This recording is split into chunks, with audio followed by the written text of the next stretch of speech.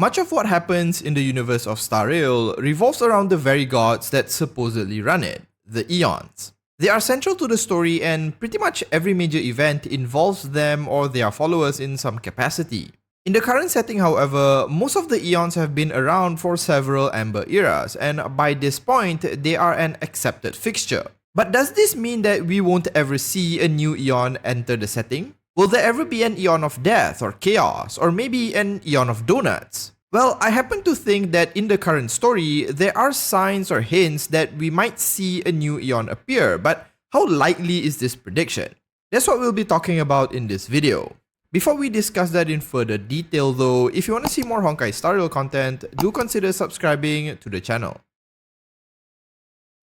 Let's start off this discussion by talking a little bit about the Eons. I know most of you already know this stuff, but it's still important to discuss in case some of you aren't aware of the details that surround them. Eons are often referred to as gods within the Star Rail universe, but it's really a measure of their power rather than anything else. They aren't the typical gods we might be familiar with, as they are not directly responsible for the creation of the universe or life itself. I mean, they are in some ways, but not in the traditional sense, and I don't really want to get into it in this video. Rather, the Eons are considered the most powerful beings to exist within the universe, the top of the food chain as it were. So really, it's more accurate to refer to them as godlike beings and not God in the theological sense. That said, they are still very powerful, as all Eons can access a font of unlimited imaginary energy referred to as the paths. With this access, the Eons can achieve practically anything they want, though most would use their abilities in service of their primal mobile.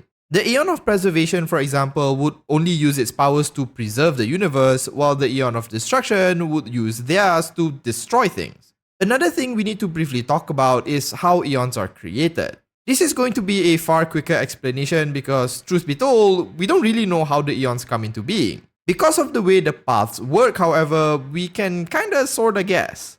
One potential avenue to Ascension is likely related to how much of a path an individual can access. The difference between a Path Strider and an Emanator, for example, is purely the amount of power they can draw from the paths. If the Eons are the most powerful beings in the universe, they are likely the individuals who can access 100% of their path's powers. So if someone else could access as much power as an Eon, it's likely that they may be able to challenge them or become one themselves. The second possibility is related to the creation of an entirely new path. We learn from Himeko and Welt that when an Eon ascends, the path they are associated with is created alongside them at the moment of ascension. So Eons come first, then their paths, which then continues to persist even if the Eon then dies. This means that if a new branch of belief is created in the universe, such as from an intense belief in donuts or something, an individual who exemplifies that and embodies those intense beliefs can ascend, creating the path of donuts as they reach Eonhood. Now again, the mechanisms for ascension has not yet been revealed as far as the 2.4 story is concerned, and these are mostly just guesses based on what we've seen. Regardless, we will move forward with these assumptions. As I said earlier, there are several plot points that might result in the introduction of a new Eon within the story. Some of these plot points involve individuals trying to outright create a new Eon, while others could unknowingly facilitate the birth of one. The first group we'll talk about are the Stellaron Hunters. The mission they are carrying out on behalf of Elio is very likely to end with the Trailblazer becoming an Eon themselves. Kafka reveals that the Trailblazer is currently being set up to one day face and defeat Nanook, the Eon of Destruction. Now, admittedly, Kafka doesn't outright say that the Trailblazer will be turned into an Eon, only that they will defeat Nanook. However, when she explains the 3 ways an Eon can die, one of it is if another stronger Eon kills them. So there is a very real possibility that to accomplish their goals, the Trailblazer may end up ascending to an Eon whether they want to or not.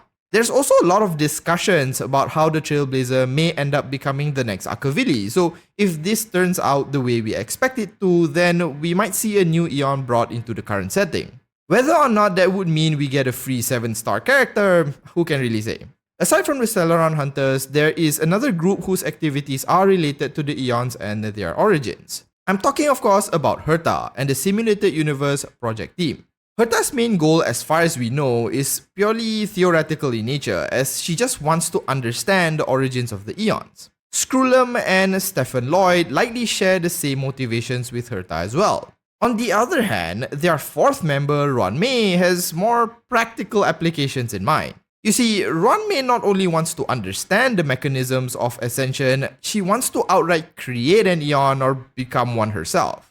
Everything Ruan has been working on seems to indicate this to be the case. In her companion quest, we see the results of her labors having successfully cloned an emanator of propagation. You know, the one she sent us to clean up? Then, in 2.4, we learn from a conversation between Yukong and General Fei Xiao that Ruan was the person who found the wreckage likely tied to Ting Yun. I don't know where this story thread might lead, but my guess is that her interest lies with how Ting Yun was exposed to an emanator, Fentilia. Even her involvement with the Simulated Universe project is likely tied to her little side project, a means to an end for her. On top of that, she's likely the best candidate among the four geniuses to actually make practical use of the project's findings, given her speciality is in biology.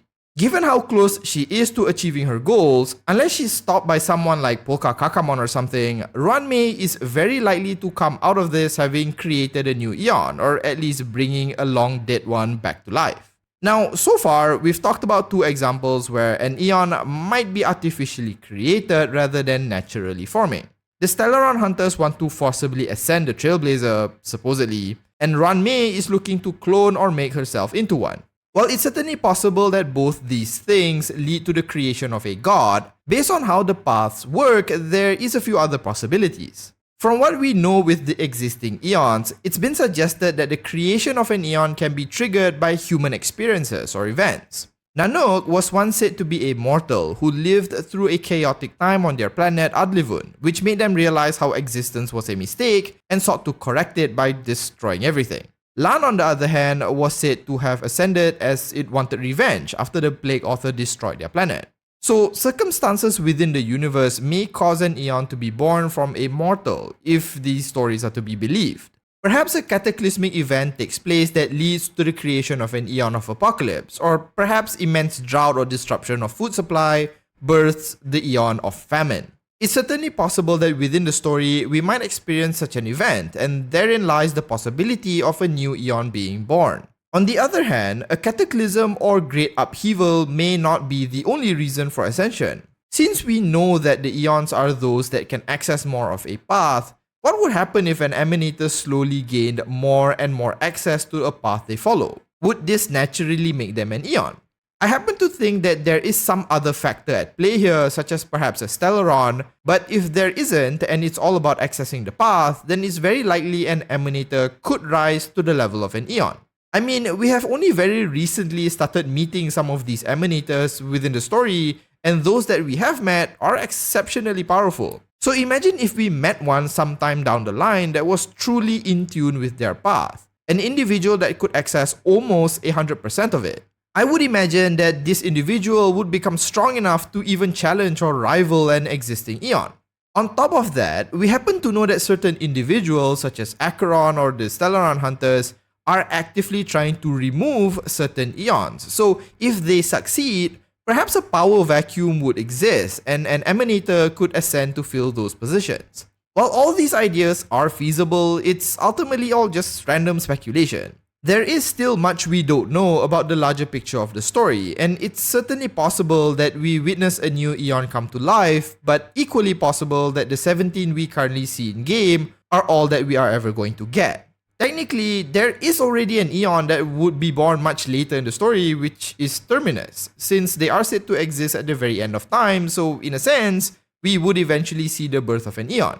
Though if we did live long enough to see it, it would technically be at the end of the universe anyways.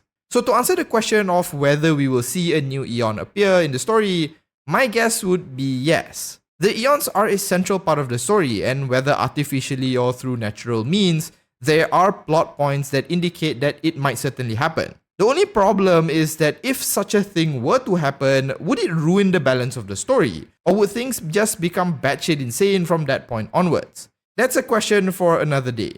Do you think we will ever see a new Eon be created? And if so, how do you think it will happen? Let me know in the comments. If you found the video entertaining, consider liking and subscribing to the channel. Thanks so much for watching, and as usual, have a nice day.